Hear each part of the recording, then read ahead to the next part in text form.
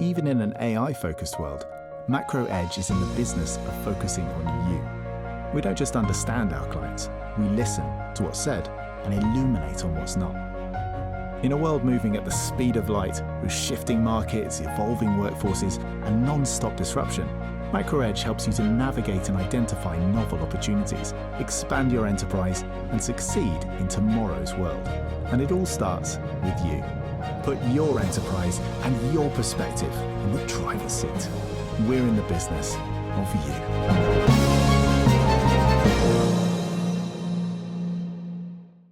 Good evening, everyone. Welcome to MacroEdge Radio number 72. We'll be joining our special guest, Ms. Shedlock, here shortly as soon as he hops on. I thought we'd start the program with a quick review and a bit of analysis as to what's going on.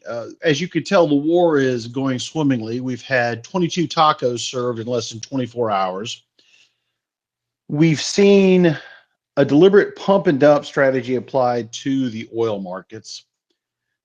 Obvious government manipulation, which has been a problem since, 95, 97, name your year. And here we are now, rolling into this conflict where American lives are about to become vulnerable on the ground and at great risk. And sadly, we have the president coming out and making insane declarations. I'm just going to make a quick statement before Miss joins us. 17 years of uncorrected, poorly conceived hybrid capitalism, embracing government participation and interference, rampant fraud, and proclamations that the business cycle was over. No more cyclical bear markets, and the new technology would free man and lead us all to a better, brighter future. Am I talking about the 17-year period since the great financial crisis? No, that's the first 17-year period from 1971 to 2008. Unfortunately, we just simply put a Band-Aid on it in 2009, rolled it into the future, and said, hey, let's just keep this going. And here we are now, 17 years later, weirdly enough, at a peak in the cycle.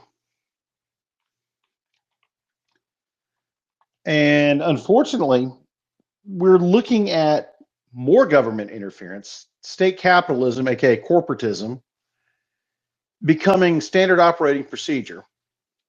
And a country that is willing to spend its blood and treasure to maintain hegemony over the entire world. It's a terrifying time to be an American citizen or a Roman as the walls start to crumble down. Be careful with your money. Be careful with what we're witnessing in our markets. We had another sell-off today, bounced off the rumor of peace in our time. We've had an intense and off-the-chart blatant manipulation of the oil markets when the physical volume of WTI is not available. We're now beginning to witness the truly crisis level issues with byproducts, with distillates showing up in shortages around the world, be it fertilizer, plastics, etc. And yet here we are trying to tell everyone, calm down, that $4 you're paying for gasoline is okay. Dr. Doom showed up in the news today, which is unusual for Nouriel Roubini to sit there and issue such a statement. You can read it via Yahoo News or any of the Yahoo Financial or any of the other numerous sources.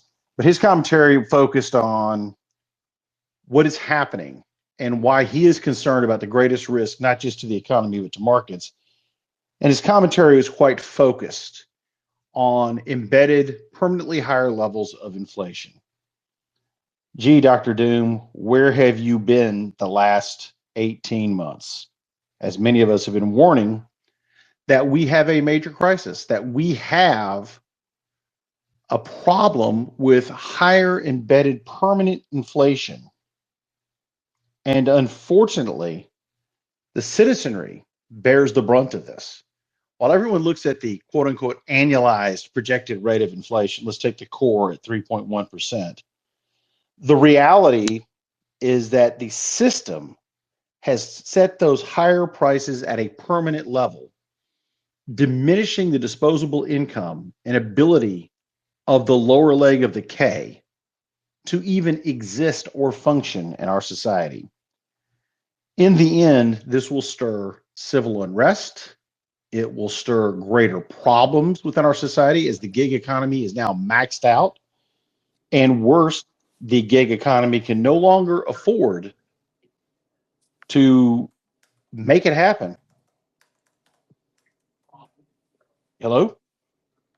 Uh-oh. Sounds like someone's got their mic on. Okay, sorry about that. That wasn't me, I swear. We're looking at a situation now, an unbalanced situation. And I don't know what to make of it. Trying to reach Mish right now. I've just sent him a message also, gang. It's crazy how this works. People have extensive travel schedules, sometimes get called into meetings late, but we try to confirm every guest, which we did this afternoon. And Mish is one of those good guys, but he's also an extremely busy man if you've not read his papers or watched him on television. I'm one of the old guards. I do remember his works in 2007. I remember watching him live on CNBC when he was with Sitka, discussing the bond market, the collapse of the municipal bond market risk in 2015 with the CNBC host. It really brings to the fore everything that's been going on for 19 years.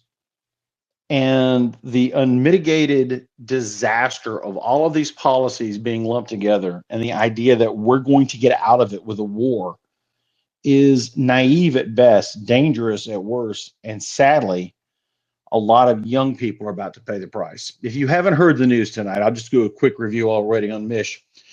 Trump has declared we've won the war. Ground action is now probable, as I warned last week with some of our other guests, as the 82nd Airborne has been deployed, one battle combat brigade combat team with the general, approximately 3,000 men. We have no idea where they're being deployed in the Middle East, but we're running out of bases that haven't been bombed. The enlistment age for all of you millennial crypto traders and stock trader hoodies who thought you had the market beat, good news, they've raised the enlistment age from 34 to 42. And of course, more good news, the taco today was one that defies belief. He actually sat there and said, quote, I got a huge financial windfall and gift, paraphrase a little bit, from Iran in exchange for this peace offering, whatever the hell that might be. Moving on from that, we also have the petroleum inflation and all of the byproducts doubling in some cases. Dow announcing, and that's been published wide, and I've reshared it on my X feed, doubling prices on most plastics. Now, while that doesn't sound like a big deal, when one takes one moment to reflect that everything you have to deal with as far as the plastics industry is concerned, as far as fertilizer, distillates, etc., when prices begin doubling, the pass through to the consumer is inevitable. And we're at that point now where the consumer is about to take it in a very painful way. The company I work for, I do a lot of the logistics work for, they're in a lot of trouble right now as far as this. We've had a approximately 15% increase in logistics costs in less than 30 days. And we're looking for ways to offset that.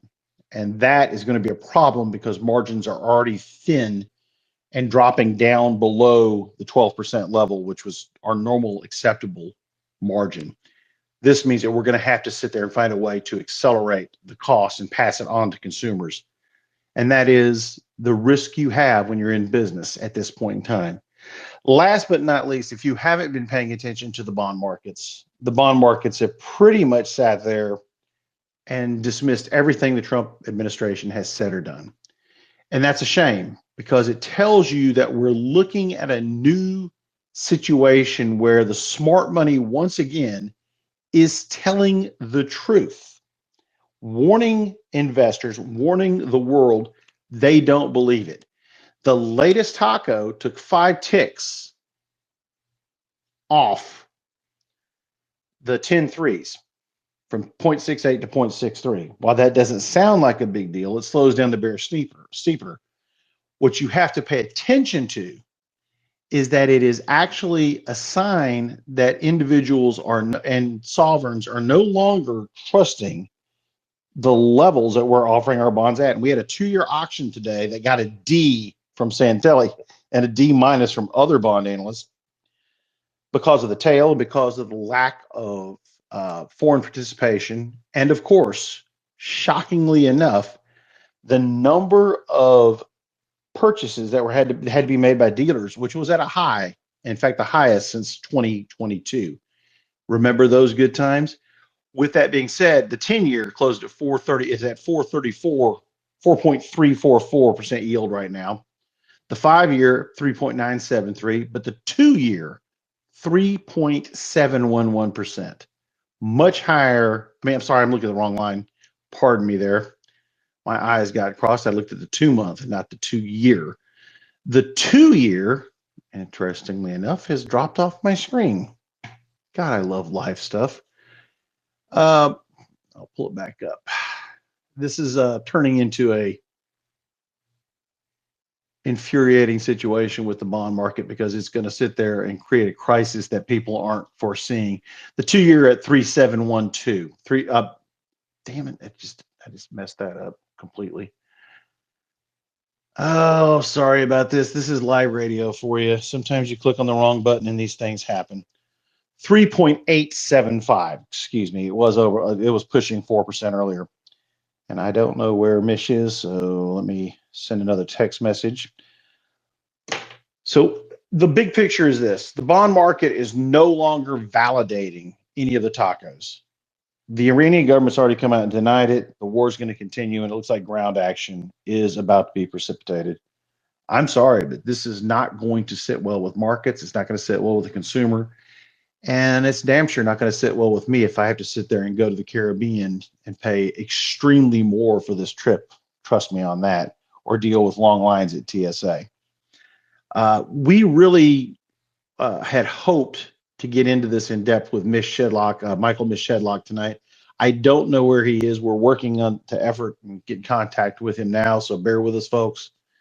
I'm hoping that there's nothing going on that there's wrong with him or any problems. It's a case where live radio makes life interesting, and we all have to sit there and roll with it. The news flow has been absolutely incredible.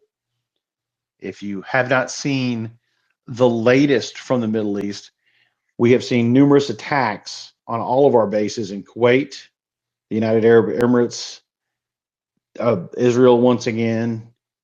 It's not a situation where you can simply sit there and accept that we're going to see the Iranians fold quietly in the night. I disagree with some of the strategists who are saying, and intelligence people who are saying, oh, it's no big deal. We don't have a good picture from the intelligence perspective. The signals intelligence is probably flawed at this point in time, as the Russians and the Chinese taught the Americans that when you know your signal intelligence is being monitored, you resort to ground communications. Guys on motorcycles, guys on scooters, gals on scooters, guys dressed as gals on scooters. It doesn't matter. You don't put your communications out in the open. You go to a more inefficient means, and you transmit it discreetly between bases, between commanders, etc.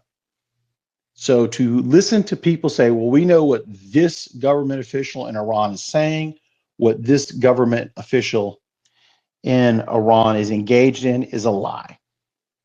It's that simple. We can sit there and talk about this all day long. The truth is, no one knows. And we've learned a hard lesson that when one sits there and makes assumptions, it's a nightmare. 6 from the MacroEdge team wants to join us real quick, or we'll try to get in touch with our guest. Welcome aboard, sir. Hey, John, how you doing tonight? It has been one hell of a week, and it's only Tuesday. I'm exhausted from the price action the last couple days. Genuinely exhausted. It's been crazy. Well, all I've seen is distribution in the bond market ticking higher on a closing basis every session. Yeah, it's really interesting watching a lot of the major developed countries pivot towards hiking. RBA hiking. Japan just now talked again about we need to keep hiking. ECB is pricing 3 rate cuts this year, or rate hikes this year. I think similar with uh, UK. They're gonna make a mistake doing that. A huge mistake, I think. This is gonna be a crazy second half of the year if they really start hiking rates to deal with a supply shock. So that's gonna be Well, interesting. well, yeah, I'm sort of curious. In your opinion, does this look like a repeat situation? And not saying from a financial crisis situation, but an actual situation where you see the 2008 scenario where the Fed was worried more about raising rates heading into the crisis, and in fact creating more of a impactful deflationary impact in the second half of that year. Yeah, I have no concern whatsoever about inflation. To be honest with you, I mean they were rates were ready. Rates were moving down into this, and not just because we were having disinflation. Inflation was still high. Inflation was still above trend. Rates were still coming off because employment was weak. Growth looked kind of weak. You add a supply shock on top of that, that's not going to help anything. So, I mean, I'm not worried at all about inflation. I'm much more worried about weaker growth. Um, and spiking energy prices and fertilizer prices, food prices, that's just going to hurt the consumer more. The labor market is not in a great spot to absorb all of this at all. You have AI job displacement concerns. Maybe those are valid, maybe not, but it doesn't paint a very rosy picture for more jobs. um, Yeah, I just see a lot of weakness that they're talking about hiking into. Um, I've been buying SOFR futures. I think rates are gonna fall off a cliff later this year, maybe early next year, but um, not in enough size that it's gonna hurt me. Should they continue to should short-term interest rates continue to rise? But yeah, I mean, I think rates are going to fall off a cliff later this year, and if they make the mistake of hike, I don't think the Fed is going to hike, but I think other central banks might hike. I think they might hike once, maybe twice out of the ECB, BOE, and then they immediately start cutting in jumbo size if they make the mistake of hiking first. That's what I think. Well, honestly, I could see the Fed holding, but then engaging in quantitative easing by the end of this year because they don't have a choice. Mm-hmm. There's going to be such a lack of credit availability to the middle and lower class as far as small business, mid-sized business, et cetera. They won't have much of an option. They're going to have to open the spigots. But what most people don't understand is that's not going to be enough once the deflationary trend takes hold. Yeah, I would agree with you, and I think that this thing in private credit is not probably isolated. Now, granted, I've always been pretty skeptical of private credit. You don't just the kind of businesses that they call these things, above junk grade rated loans, but I mean, what kind of business agrees to a 12% interest rate because they like the customization terms of the loan? You know, these are not great, extraordinarily creditworthy companies, and you have a large collection of them now, and people are running for the exits. And the more that you see these things in the news about Gates, the more people are going to try to get out. and then the more of them that will be gated in turn, and then on, feeding on itself. And I mean, if that's not arrested pretty soon, that's probably going to spill over into public credit. And then that's where it gets much dicier. Well, my question for you, and I think you can sit there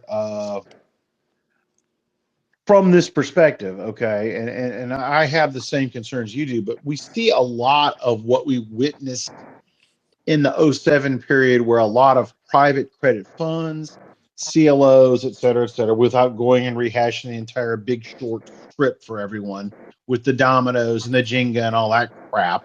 Let's get to some reality here. Somewhere in this are regional banks who decided to sit there and attempt to access quick, large profits in a chase for yield. And now here we are once again looking at something in private investment circles, dark pools, so to speak, potentially impacting the public financing system. Yeah, I mean, I wouldn't know it to the degree that you're talking about, but I would think that there's a lot more exposure out there than people realize, especially in the loans to non-deposit financial institutions. I would certainly agree with that.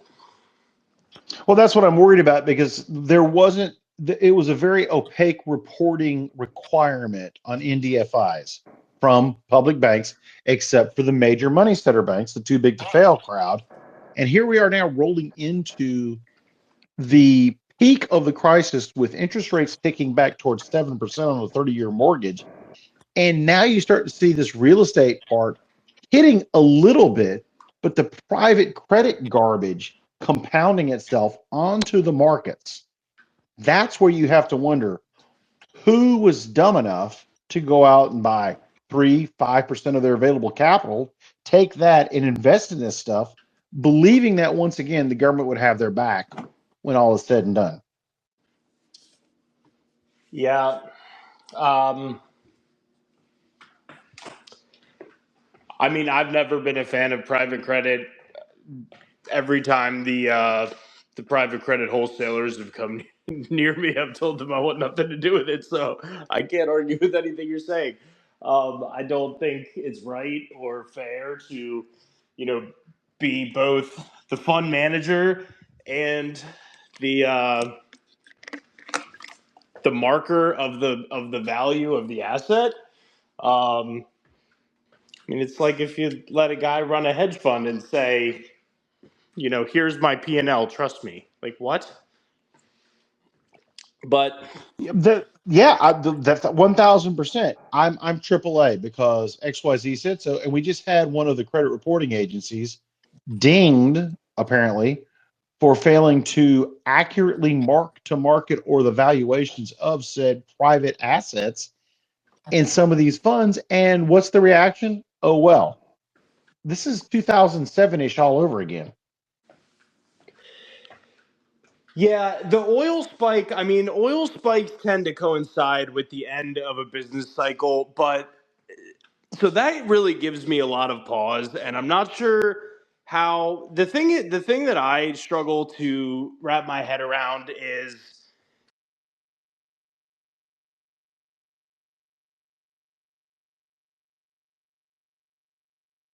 Are you there, sir? All of a sudden he dropped off the face of the earth. Well, folks, we're going to keep going here for a little while longer. We cannot reach Mish. We don't know what's going on. We apologize for that. We also noticed that there are some other issues that are appearing in the markets tonight that no one's talking about. One of the things that has comes off. Oh, there he is. He's back. Hear Welcome me? back, Six. Yeah, now I can hear you. I don't know what just happened. Okay.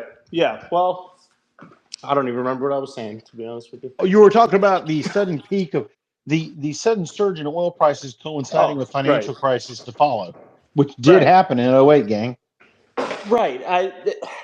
The thing I struggle with is say they get the Strait of Hormuz totally normalized tomorrow. What how, and this is something I'm currently trying to model for. I'm working on this actually, tonight. But how long will it be before, how much supply is actually disrupted? And then how will the coordinated release of oil reserves, help to bring down the price over time? But basically, like, I highly doubt that we're going right back to, the 60s in oil prices. I really don't think that that's realistic. And it is the goose already cooked on the business cycle at this point. See, that I'm not sure. But then at the same time, how could we ever put it past this administration of all administrations to do some kind of coordinated stimulus into the midterms? So I'm hesitant to get really bearish on the economy against that backdrop of Trump and Besant, who will hand out stimulus checks if they need to. In my opinion, I think they'll do whatever they need to. So it's really a tough setup, but between the private credit and the oil spike, these are really, really extreme late cycle indicators, and definitely a time to be careful, in my opinion. Well, I'm just going to tell you right now, just breaking news tonight, which is unbelievable from my perspective, which shows you how badly the Florida GOP and the Trump administration is being received in Florida. State District 87 flipped from Republican to Democrat control. Just to sit there and give you an idea of what that district encompasses, Mar-a-Lago.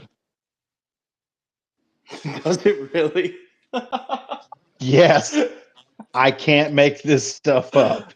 So a state district, part of the Republican supermajority in Florida, and a candidate endorsed by Donald Trump was flipped to a Democrat tonight.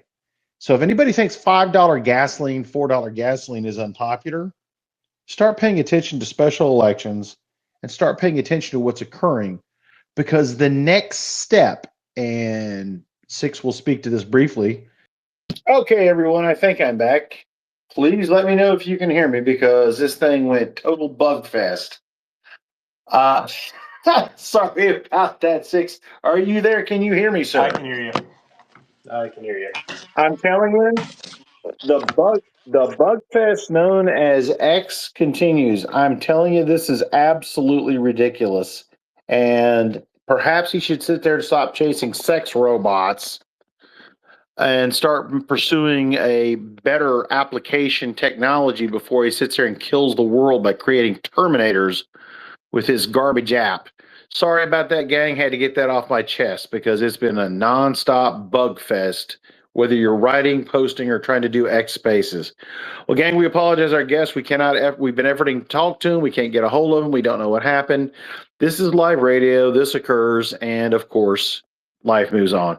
Six, thanks for hopping on. But I gotta tell you, the one thing I'm noticing right now, despite the happy face that we're all hearing from the markets, everyone's rallying, of course. It's all algo driven. We knew that. It's not at the end of the world. It's not the beginning of the world. But really, there seems to be a floor under oil prices at 85 for WTI and about 92 on Brent, which, while everybody might cheer that, with gold up $155 an ounce tonight and silver up $4.22, Dr. Copper's not confirming. And I'm going to say this once and once only, and review this and keep this in the back of your mind. If Dr. Copper is not confirming the move in oil and the precious metals, and bonds are not confirming the move in equities, there's something going on in the background. Dr. Copper is your key, and so are the bonds. And if U.S. sovereigns, along with other key sovereigns like the Swiss bonds, if they're not moving to validate this, there's trouble under the surface, and there's trouble in the plumbing. Real quick, macroedge.net/ozone, macroedge.net/ozone. Get your 2-week free trial. We effort to bring you the latest data, the best information possible, and anything and everything that can help you make smart investing decisions outside of the mainstream nonsense that's published and promoted. We're going to sit there and keep this up. And Friday night, once we set up a time, and you'll see an announcement, Just Dario is going to join us again. Trust me, we will be talking NVIDIA chips, super micro. Boy, that's going to be a hell of a show with him. And many other aspects of what we're seeing in the markets. Whenever you see markets trade wide and loose, remember that phrase, wide and loose, with no logical outcome based on the more base ideas behind it. Once again, Dr. Copper and bonds. Be concerned. People are going to get hurt. People are going to lose a lot of money. And personally, upfront disclosure, I'm in T-bills, physical metals and T-bills. I'm not going to get hurt. I'm not going to get a scratch. But a lot of people who think they're going to sit there and peg the bottom or the next taco are going to get smoked into oblivion, especially if our fools decide that this is the time to launch a Gallipoli-style operation. And if you don't know about Gallipoli, I strongly suggest you study up on it. Read your history. And if you need something more current, we have Dieppe and we have Dien Bien Phu. None of those had happy outcomes. And if anybody thinks that that hasn't happened to the United States, you didn't pay attention to your history class. Wake Island was no picnic for the poor Marines that were trapped there. This is not going to be like marching into a conflict where special forces and Chuck Norris is going to kick everybody's ass. God rest the man. It's going to be a pretty terrifying prospect, even for our soldiers, because the difference between what we saw in Afghanistan and what we saw in Iraq is a much more modern, dedicated force willing to sacrifice themselves. It will be more like Iwo Jima. And that's a story you don't want to see repeated. We're going to wind this down tonight for MacroEdge Radio. Thank you for everybody for tuning in for this quick roundtable. We apologize again for what happened earlier. This happens. It's live radio. I don't think you want to hear me going on for another 2 hours ranting, although it might be entertaining as hell to some people. Watch what happens the next 3 days as far as the reaction for the markets, and pay attention to what's actually occurring in the Straits of Hormuz. There is no indication of a reason for Iran to negotiate and settle, nor is there any reason to believe that they're going to acquiesce to President Trump's demands. For MacroEdge Radio, this is John Galt speaking. Good night now.